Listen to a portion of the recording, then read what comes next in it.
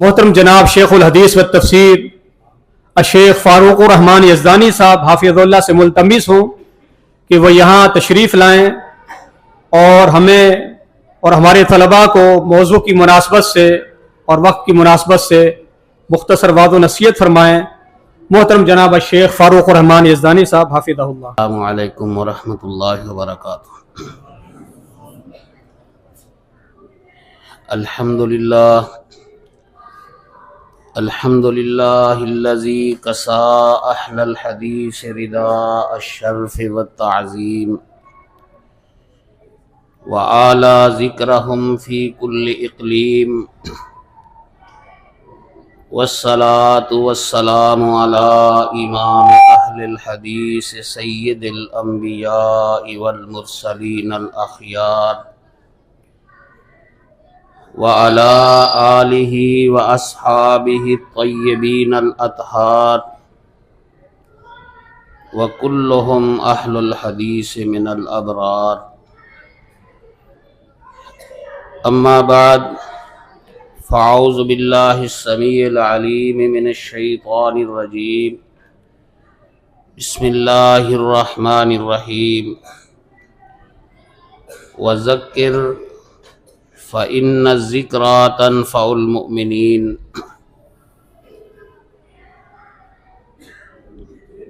اللہ تعالیٰ کی حمد و ثنا اور پیارے حبیب صلی اللہ علیہ وآلہ وصحبہ وسلم پر درود و سلام کے بعد آج کے اس پروگرام میں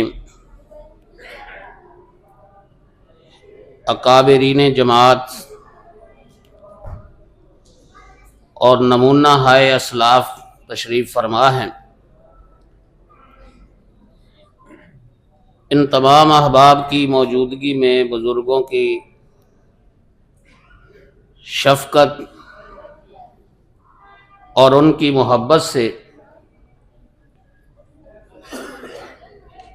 چند ایک باتیں موقع کی مناسبت سے بھی اور وقت کی مناسبت سے۔ آپ نے اس سے پہلے بھی خطابات سنے ہیں، بعد میں بھی انشاءاللہ العزیز مشائخ اعظام بیان فرمائیں گے۔ اللہ تعالیٰ سب کی زندگیوں میں برکت فرمائے، صحت، ایمان اور عافیت والی لمبی زندگی عطا فرمائے، دیر تک ان مشائخ کا سایہ اللہ تعالیٰ جماعت پر قائم رکھے اور جماعت کو ان سے فائدہ اٹھانے کی توفیق فرمائے۔ آج کا یہ پروگرام جامعۃ الاحسان الاسلامیہ کی سالانہ تقریب کا پروگرام ہے، جس میں جامعہ اپنے بعض عزیز طلباء کو الوداع کر رہا ہے اور بعض عزیز طلباء اپنے علمی سفر کو جاری رکھتے ہوئے دوسروں کے لیے نمونہ رہنمائی اور مزید ترغیب کا باعث بن رہے۔ جنہوں نے اپنا مرحلہ مکمل کر لیا یا کوئی نمایاں پوزیشن حاصل کی، وہ یقیناً دوسرے عزیز طلباء کے لیے ایک نمونہ ہے، اور انہیں دیکھ کے ہر طالب علم کے دل میں ایک خواہش پیدا ہوتی ہے کہ میں بھی آئندہ امتحان میں، آئندہ دنوں میں اس سے بھی زیادہ محنت کروں گا، اور آج یہ جس مقام پر کھڑا ہے اور آج اس کو جو اعزاز مل رہا ہے، یہ اعزاز میں حاصل کروں۔ اللہ تعالیٰ سے دعا ہے اللہ کریم ان عزیز بچوں کی امنگوں میں برکت بھی فرمائے اور ان کو کامیابی بھی نصیب فرمائے۔ میں نے صرف دو باتیں عرض کرنی ہیں بحیثیت طالب علم اپنے ان عزیز طلباء سے۔ ایک کا تعلق اس وقت کی قدر سے ہے کہ جو اللہ تعالیٰ نے آپ کو نصیب فرمائے۔ آپ کے والدین نے آپ کے بڑے بھائیوں نے یا سرپرستوں نے آپ کو ہمہ قسم کے وسائل میسر فرمائے، مہیا کیے، اور آپ کو اللہ کے دین کا علم حاصل کرنے کے لیے وقف کیا۔ پھر آپ کے اساتذہ نے آپ کو سمجھانے اور سکھانے کے لیے اپنی ساری صلاحیتیں صرف کی۔ اس میں آپ کی بھی یہ ذمہ داری کہ آپ اس وقت کو غنیمت سمجھیں، اس وقت کی قدر کریں، اور اس وقت اور ان لمحات کا کوئی ایک لمحہ بھی آپ کا ضائع نہیں ہونا چاہیے۔ یہ عمر ایسی ہے، یہ ماحول ایسا ہے کہ عمومی طور پر انسان سستی کر جاتا، لیکن جب عملی زندگی میں جا کر ضرورت پیش آتی ہے تو پھر انسان سوچتا ہے کہ مجھے اس وقت محنت کرنی چاہیے تھی۔ اب محنت کرنے کو جی بھی چاہتا ہے، ضرورت بھی سمجھتا ہے، لیکن وقت نہیں ملتا۔ میں صرف نصیحت کے طور پر ایک ہی واقعہ عرض کروں گا۔ شہید اسلام حضرت علامہ احسان الہی ظہیر رحمۃ اللہ علیہ، جن کے نام کی نسبت سے یہ ادارہ قائم ہے، ان کے ساتھ حادثہ 23 مارچ 1987 کو پیش ہے، اور 30 مارچ کو وہ جام شہادت نوش فرما گئے۔ یہ 23 مارچ سے تقریباً 4 دن یا 5 دن پہلے کا واقعہ۔ حضرت علامہ احسان الہی ظہیر شہید رحمت اللہ علیہ گجرانوالہ میں تشریف لائے۔ کچہری میں وکلاء کو بار کو انہوں نے خطاب فرمانا تھا۔ جامعہ محمدیہ جی ٹی روڈ گجرانوالہ میں بھی راستے میں تھا، وہاں بھی تشریف لائے۔ طلباء نے اصرار کیا کہ ہمیں کچھ نصیحت فرما۔ وہ نصیحت جو انہوں نے اس وقت ہمیں کی تھی، میں وہی نصیحت آپ کے سامنے دہرا دیتا ہوں۔ یقیناً وہ میرے لیے بھی ایک نصیحت ہے اور آپ کے لیے بھی وہ نصیحت۔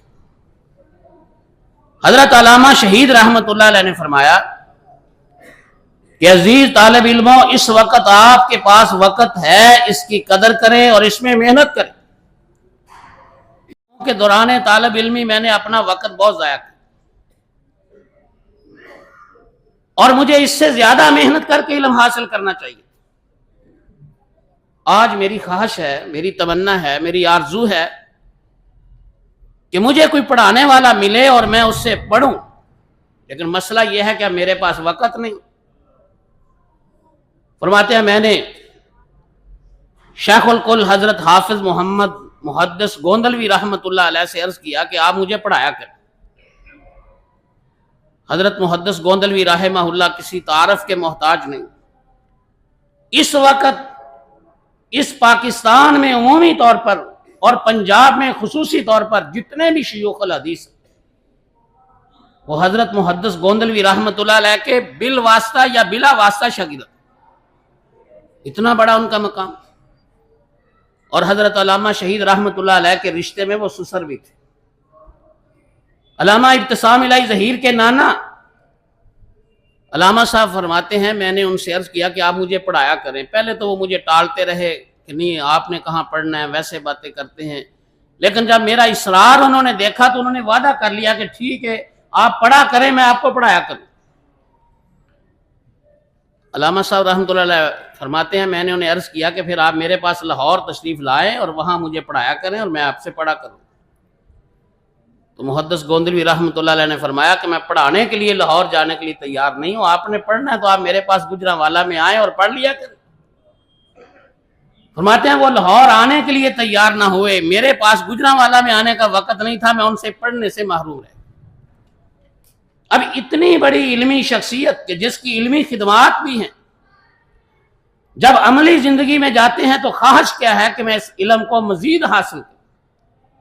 تو میرے عزیز طلباء، آج تو آپ کے پاس وقت ہے، آج آپ کی کوئی گھریلو مصروفیت نہیں، آج آپ کی کوئی کاروباری مصروفیت نہیں، آج آپ کی کوئی خاندانی مصروفیت نہیں، اللہ تعالیٰ آپ کے والدین کو سلامت رکھے، خاندان کے رشتہ داروں کے معاملات وہ نمٹا رہے، آپ کے سرپرستوں کو اللہ تعالیٰ مزید توفیق دے، وہ آپ کو وسائل مہیا کر دے۔ آپ کے پاس وقت ہے، اس وقت کی قدر کریں اور اس میں زیادہ سے زیادہ آپ علم میں رسوخ حاصل کریں، علم میں پختگی حاصل کریں، علم کو زیادہ سے زیادہ حاصل کریں۔ اللہ تعالیٰ سے دعا ہے اللہ وحدہ لا شریک آپ کو علم کی بلندیوں تک پہنچائے اور اللہ کریم اس علم کو آپ کے لیے علم نافع بنائے۔ دوسری بات جو عمومی طور پر تمام طلباء کے لیے بھی ہے اور خصوصی طور پر ان عزیز طلباء کے لیے کہ جو اس سال جامعۃ الاحسان اسلامیہ سے سند فراغت حاصل کر، کہ اس علم کے ساتھ ساتھ آپ نے ادب اور احترام کے تقاضوں کو بھی پورا کرنا۔ آپ یقیناً ادب کرتے ہیں اپنے بڑوں کا، اپنے والدین کا، اپنے اساتذہ کا، اس ادارے کا، لیکن اس کے تقاضوں کو پورا کرنا ہے کہ آپ ادب کرنے میں، احترام کرنے میں ایک مثال بن جائے۔ ہمارے ہاں عمومی طور پر ایسا ہوتا ہے، عزیز طلباء پرواہ نہیں کرتے، اساتذہ کی مسند پر بیٹھ جاتے ہیں، استاد صاحب کلاس میں موجود نہیں ہے، کوئی امتیاز نہیں کرتے، ان کے کمرے میں گئے ہیں، ان کے بستر پر چارپائی پر بیٹھ گئے، لیٹ جاتے۔ یاد رکھیے یہ ادب اور احترام والی چیزیں رسول پاک صلی اللہ علیہ وآلہ وسلم کے فرامین ہم نے پڑھے، آپ نے بھی پڑھے کہ کسی اور کی عمومی آدمی کی مسند پر بھی اس کی اجازت کے بغیر نہیں بیٹھا جا سکتا، تو استاد تو پھر استاد۔ یہ موجود طلباء بھی اور فارغ ہونے والوں کے لیے یہ میری نصیحت ہے کہ اپنے بڑوں کا، خصوصی طور پر اپنے اساتذہ کا، اپنے مشائخ کا، اور جن سے آپ نے نہیں بھی پڑھا تب بھی وہ آپ کے اساتذہ کی عمر کے ہیں، آپ کے اساتذہ کے منصب کے ہیں اور علم میں، فضل میں آپ سے زیادہ ہیں، آپ جتنا ان کا ادب اور احترام کریں گے اللہ وحدہ لا شریک آپ کے علم میں اتنی زیادہ برکت فرمائے۔ اس کے لیے بھی میں ایک ہی مثال عرض کر کے اپنی بات کو مکمل کرتا ہوں۔ شیخ الحدیث حضرت حافظ عبد المنان محدث نور پوری رحمہ اللہ سے ہر اہل علم واقف ہے۔ شیخ الکل حضرت حافظ محدث گوندلوی رحمۃ اللہ علیہ جب فوت ہوئے تو شیخ الحدیث حضرت مولانا محمد عبداللہ صاحب رحمۃ اللہ علیہ نے حافظ عبد المنان نور پوری رحمۃ اللہ علیہ سے فرمایا کہ اب جامعہ محمدیہ میں آپ صحیح بخاری پڑھایا کریں۔ حضرت حافظ عبد المنان محدث نور پوری رحمہ اللہ نے عرض کیا کہ میں نے جامعہ محمدیہ میں صحیح بخاری نہیں پڑھانی۔ کیوں نہیں پڑھانی آپ نے؟ فرمانے لگے اس جامعہ میں میرے استاد شیخ الحدیث حضرت مولانا عبد الحمید محدث ہزاروی تشریف فرما ہیں، موجود ہیں اور تدریس فرما رہے ہیں، پڑھا رہے ہیں، ان کی موجودگی میں انہیں چھوڑ کر میں صحیح بخاری ان سے بڑا سبق نہیں پڑھاؤں۔ اب یہ کتنی بڑی ادب کی ایک احترام کی مثال ہے۔ پھر اس کا حل یہ نکالا گیا کہ صحیح بخاری دو اساتذہ کے سپرد کی، ایک جلد شیخ الحدیث محدث ہزاروی رحمہ اللہ پڑھایا کرتے تھے اور ایک جلد حضرت محدث نور پوری رحمہ اللہ پڑھایا کرتے تھے۔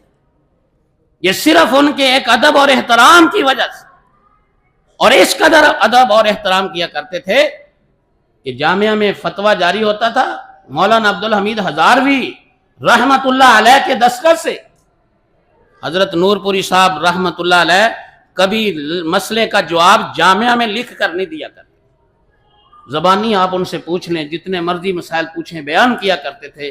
ہاں ان کے گھر میں ان کو خط لکھا جائے، گھر کے ایڈریس پر آئے تو پھر اس کا جواب تحریری طور پر دیتے تھے، اور اگر ان کے نام کوئی سوال تحریری طور پر خط کے ذریعے جامعہ میں بھی آ جاتا تھا تو تب بھی اس کا جواب لکھ کر نہیں دیتے تھے، بلکہ وہ حضرت ہزاروی صاحب رحمت اللہ علیہ کے سپرد کر دیا کرتے تھے کہ آپ دارالافتاء کی طرف سے اس کا جواب دیا۔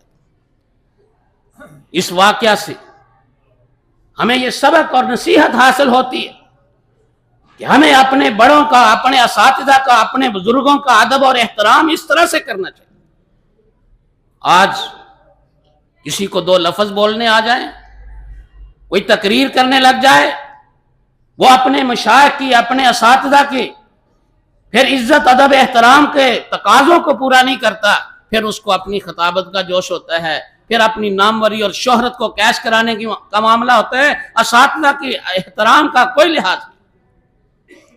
اسی طرح اللہ تعالیٰ آپ کو تدریس کا موقع دے، اس میں بھی آپ نے یہ رکھا، آپ کے اساتذہ موجود ہیں، اساتذہ کی موجودگی میں اگر اللہ تعالیٰ نے تدریس کا موقع دے دیا یہ بہت بڑی سعادت ہے، لیکن آپ نے اس کے بعد بھی اپنے اساتذہ کی رہنمائی میں اس عمل کو مکمل کرنا ہے۔ پھر آپ دیکھنا کہ اللہ تعالیٰ آپ کے اس عمل میں، آپ کے علم میں اور آپ کی اس تدریس میں، تعلیم میں، تبلیغ میں کس طرح اللہ وحدہ لا شریک برکات کا نزول فرماتا ہے۔ تو یہ دو باتیں میں عزیز طلباء سے پھر دہرانا چاہوں گا، ایک اپنے علم میں پختگی پیدا کریں، اس وقت کو غنیمت سمجھیں، اور دوسرا اپنے سے بڑوں کا احترام، ادب، اکرام اس کو اپنی عادت بنا لیں، اور اپنے ہم عمر، ہم عصر اور اپنے کلاس فیلو کے ساتھ اکرام اور احترام والا رشتہ قائم کریں اور قائم رکھیں۔ اللہ تعالیٰ مجھے بھی توفیق فرمائے، آپ کو بھی اللہ تعالیٰ اس بات کی توفیق دے کہ ہم سبھی قرآن و حدیث کو سمجھیں، اس پہ عمل کریں، اس کے تقاضوں کو پورا کریں، اور اللہ وحدہ لا شریک ہمارے علم کو ہم سب کے لیے علم نافع بنا دے، اور جو بھی اس علم کے حصول میں اور اس کی اشاعت میں ذمہ دار، حصہ دار ہے، اللہ وحدہ لا شریک حصہ بقدر جسہ، اجر اور ثواب سے سرفراز فرمائے۔ اقول قولی ھذا واستغفر اللہ لی ولکم ولسائر المؤمنین والمؤمنات۔